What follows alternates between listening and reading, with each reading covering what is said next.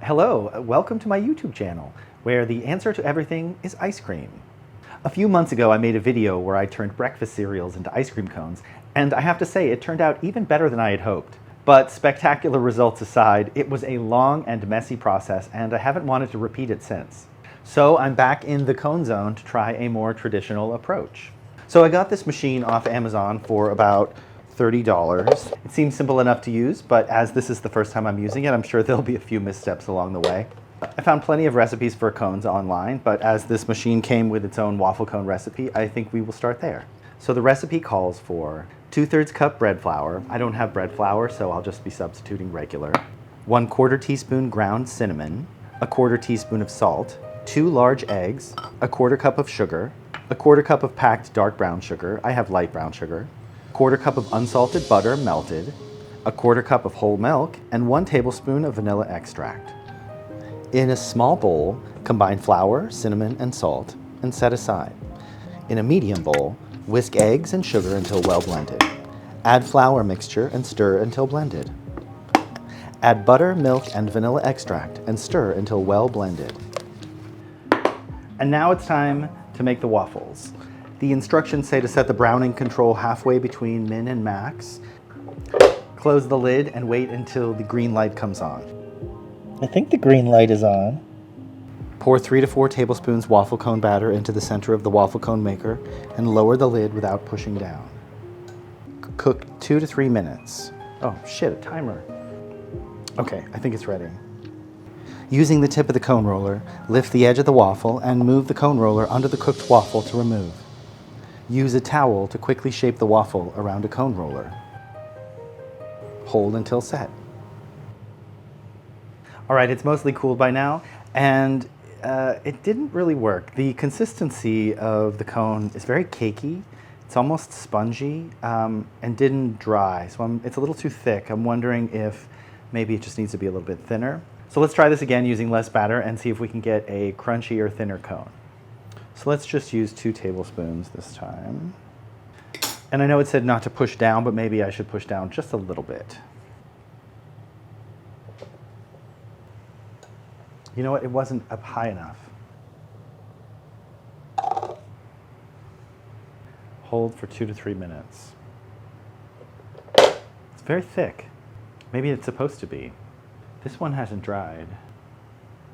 It's too soft. Let's try a little bowl.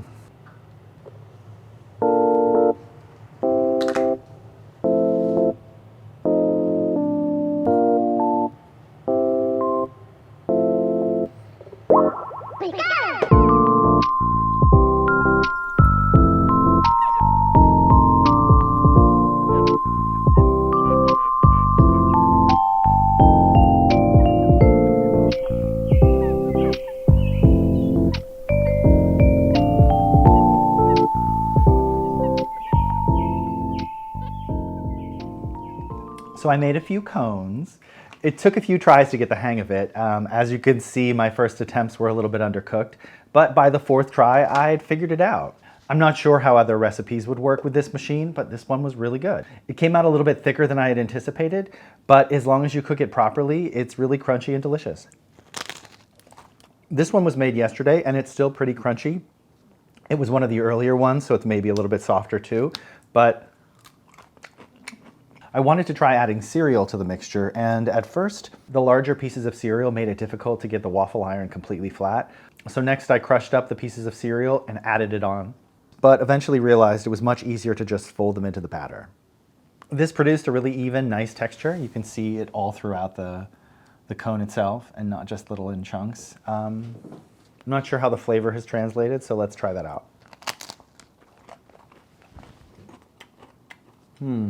Yeah, I don't taste it.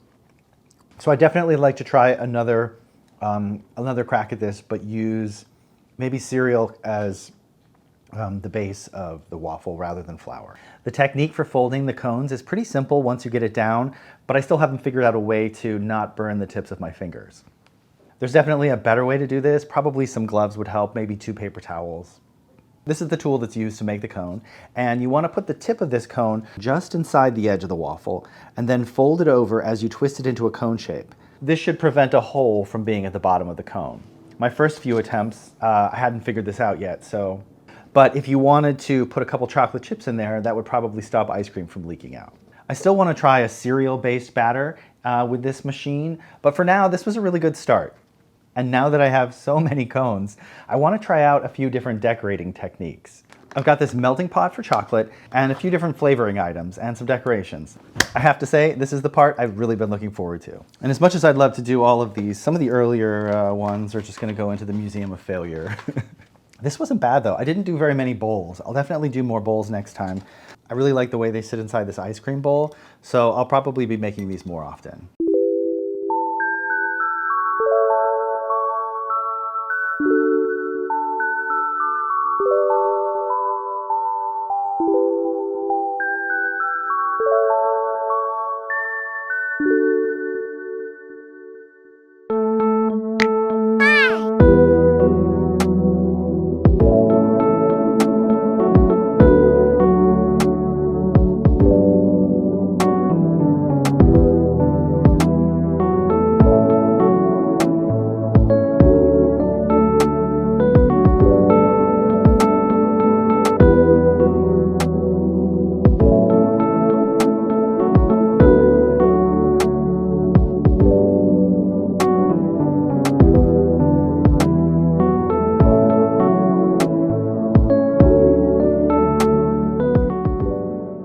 Well, that was a lot of fun.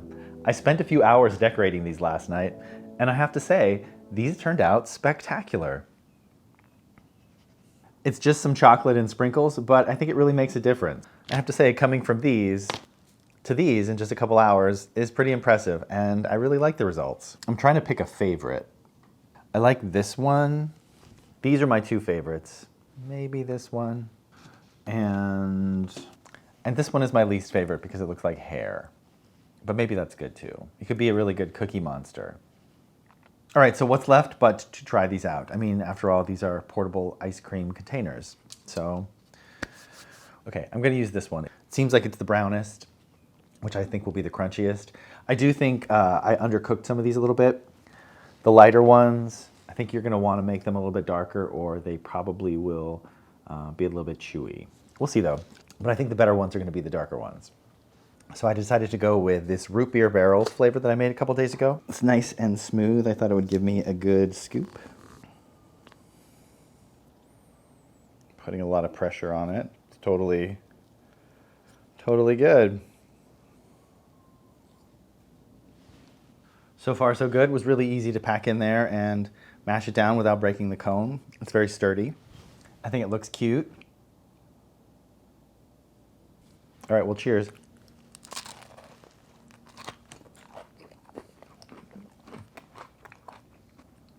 That's perfect. That's really good. This is a great ice cream, too. It's like a root beer float. It's nice and crispy, really good flavor. I can taste the cinnamon. This is exactly what you get from an ice cream shop. Very successful. Wow, that is really good. I'm pleased with both the cone and the ice cream. Definitely make that one. The ice cream was really easy to make. I just used root beer barrel candy crushed up and the xanthan gum base that I use for most of the ice cream that I make. Very simple, tastes exactly like a root beer float. Perfect. You know, I do think I want to try one of the lighter colored cones just to see if it has maintained the crunch. So let's try this. Yeah. It still tastes good, but it has a little bit of a give to it. Well, now that I know how easy it is to make ice cream cones, I'm really inspired. I have so many ideas for different flavors, and I definitely want to make some cereal cones with this machine. I'll try some other batters, but this one does work well. I'm not sure how long these are supposed to hold up before losing their crunch. I think the idea is to make them fresh anyway, and because it's so easy to make, I can definitely see myself using this often.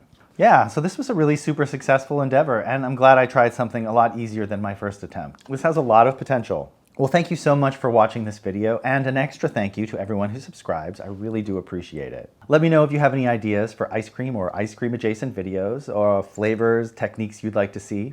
All right, well, I hope you have a great day. Goodbye.